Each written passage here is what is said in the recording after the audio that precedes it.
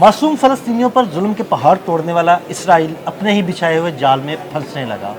बरतानिया, फ्रांस और कनाडा ने इसराइल पर पाबंदियां लगाने का ऐलान कर दिया है। इसराइल पर ये पाबंदियां क्यों लगाई जा रही हैं, आमिर रज़ा से जानते हैं।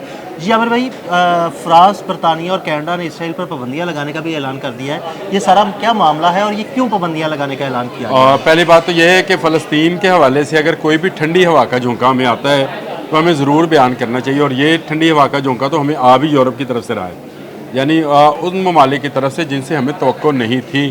और अगर मैं गलत नहीं हूँ तो ये इसके लिए सारी लॉबिंग जो है फ्रांस कर रहा है, क्योंकि फ्रांस जो है ये खुद यरूशलेम पर और जो फ़लस्तीन है उस पर अपना हक जताता है।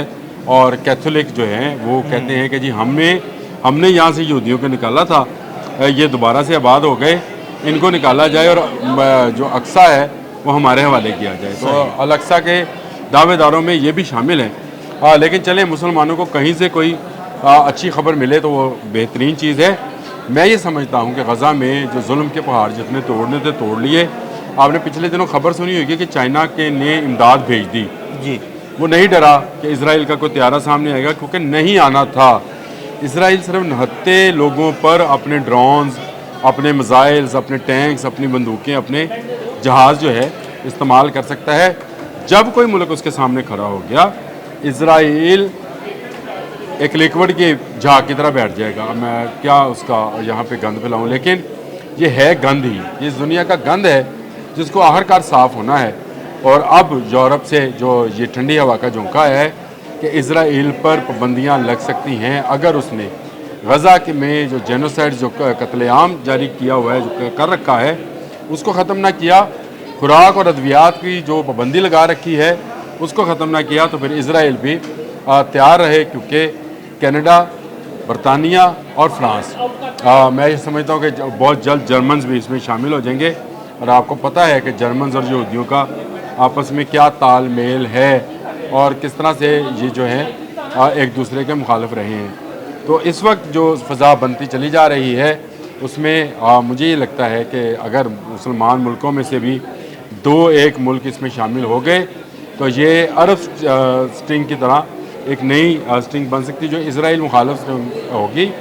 और इस स्प्रिंग के अंदर आकर इसराइल पर पाबंदियाँ लगाने पर अमेरिका भी मजबूर हो जाएगा। देखें, अमेरिकी सदर बारहा ये बात कह चुके हैं कि वो एक ताजर हैं, एक कारोबारी हैं, वो कारोबार करना जानते हैं, वो जंग करने से मुखालिफ हैं, असला भी बेच रहे हैं, इसमें भी कोई शक नहीं है। लेकिन इसके बावजूद वो अमन अमन अमन की रट लगाए हुए हैं। उन्होंने कहा मुझे नोबेल इनाम मिलना चाहिए, मैंने पाक भारत जंग ख़त्म कराई, मैं यूक्रेन और रशिया की जंग ख़त्म करवा रहा हूँ।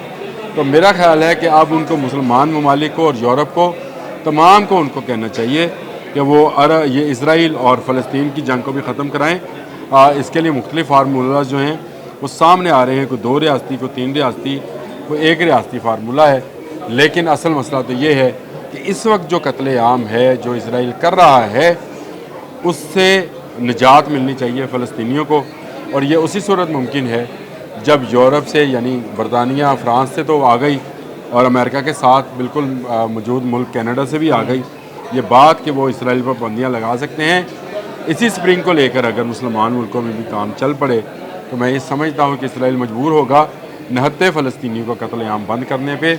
और नेतन्याहू का जो फार्मूला है कि वो गज़ा पर कब्ज़ा कर लेगा और उसके लिए उसने पेशकदमी का आगाज़ कर दिया है, यहाँ से हमास का ख़ात्मा करेगा। शायद हमास का ख़ात्मा तो कभी भी ना कर सके, ये उसकी खाम ख्याली है। उसके पास ज़रूर जदीद टैंक्स हैं, जदीद सैटेलाइट्स हैं, अमेरिका जैसे मुल्क की मदद हासिल है, लेकिन आहिस्ता आहिस्ता आहिस्ता तमाम ममालिक से इस तरह की आवाज़ें उठना शुरू हो गई हैं।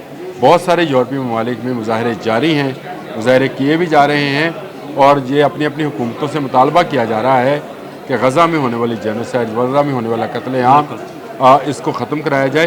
तो मैं ये समझता हूँ हम पाकिस्तानियों के लिए भी और फ़लस्तीन के अवाम के लिए भी ये खुश आइंद ख़बर है कि अब दुनिया जो है उनके मौक़िफ़ को ना सिर्फ तस्लीम कर रही है बल्कि इसराइल के जुल्म के ख़िलाफ़ भी आवाज़ बुलंद कर रही है। ठीक, बहुत शुक्रिया आमिर भाई जी। बिल्कुल आमिर रज़ा ने बड़ी तफसील के साथ इसराइल पर लगने वाली पाबंदियों के हवाले से बयान किया।